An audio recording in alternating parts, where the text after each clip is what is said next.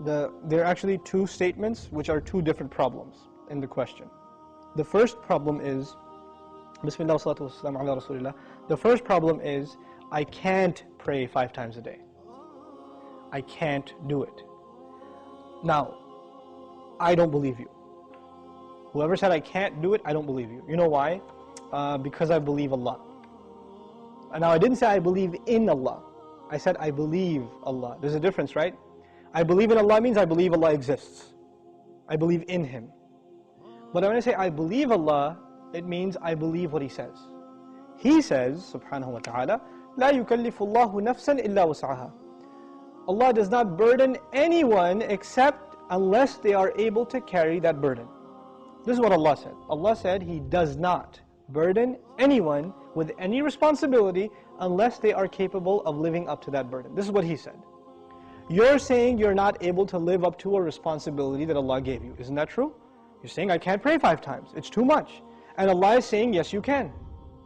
So I have a choice between believing you and believing Allah. And perhaps if you didn't realize this, maybe you're lying to yourself. Maybe you've convinced yourself because of your laziness, because of your lack of will, that you don't want to pray 5 times. Maybe you have to, I can't judge you. I don't know what the problem is. But the problem, maybe you're ashamed to pray in front of non-Muslims. People can take 15-minute cigarette breaks at work, right? They can take a break and just go hang out, do whatever. You can't pray 5 times a day. SubhanAllah. In this part of the world, where I used to, when I used to work in New York City, I would see Muslims praying all over the place. In the middle of 5th Avenue, on the curb, the guy's making salah because it's time. Or in the university, you open the copy machine room in the library, and there's like 3 guys praying right there, making salah. Muslims will pray. If there's time, we're going to pray. That's it. So that's the first thing. Allah said you can. If Allah gave this burden upon you, and He did in fact, then you can. Convince yourself of that. And rely on Allah, He'll make it easy for you. The second question is, does He really care? Does He even care if I pray or not? Now this question is actually more about, does He need my prayer or not? You're forgetting that the prayer isn't for Allah. It's for you. It's not for Allah. If all the people in the world, all they did with their life was pray to Allah, it would not make Him any richer. It wouldn't add to His kingdom because He already owns all of kingdom. And if no one mentioned Allah ever again, it doesn't diminish His dominion, His kingdom, His glory in any way. He doesn't need us. We need Him. We need Him. So the question is, do you feel like you need to pray? Do you feel like that's a need in your life? And if it's not, if you feel you're free of, begging Allah for His help, turning to Allah and submitting before His commandments, then that's a serious problem with your faith. It's become weak, and this question only came up because you've been distanced from Allah for so long that shaitan can come to you and say, yeah, I know you used to feel bad about not praying, let's just get rid of that bad feeling and replace it with, well, why do I have to pray anyway? That's the next phase of that disease. The first part was, at least it was diagnosed, but at least you had some bad feeling. Guilt was still there. That's a gift from Allah. When that guilt even goes away and you say, Allah doesn't need my prayer, it's all good.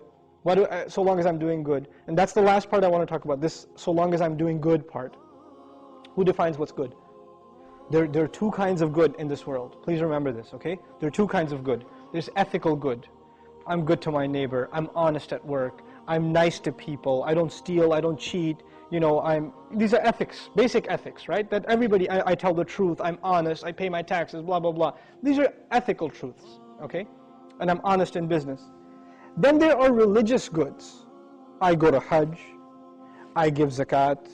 I pray 5 times a day. I fast in the month of Ramadan. These aren't ethical realities. These are religious goods. Good deeds that are religious and good deeds that are ethical, moral in nature.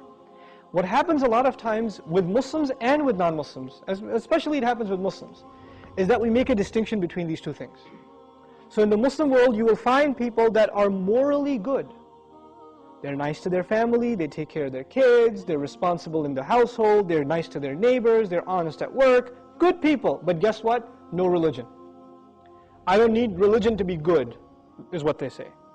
And on the other extreme, you have people that pray, go to Hajj, give zakah, have a long beard, dress in a very religious garment, and yet terrible to their family, cheating people in business, highly immoral and unethical. So what's happened is we have separated the 2 dimensions of goodness. Moral goodness, ethical goodness, and religious goodness. What Allah does in the Quran is fuses them together in the ayah. This one ayah is called Ayatul Bir, the ayah of goodness. What does it mean to be good? If you study that ayah, it is a combination of two things. It's a combination of ethical principles like fulfilling your promises, being patient, perseverant, and also religious goodness, establishing the prayer, giving the zakah, right? So it's a combination of both of those things in one place. So if you think you are in a position to define what good is, most likely you're sticking to moral goodness. And you're undermining religious goodness, like the rituals that Allah taught us. But what Allah wants is for us to have both at the same time. This is when a person is truly good. Otherwise, you're not really good. You have defined goodness for yourself and you have rejected Allah's definition of it. But we turn to Allah for guidance because we can't define things for ourselves. We want Him to define them for us. Inshallah ta'ala.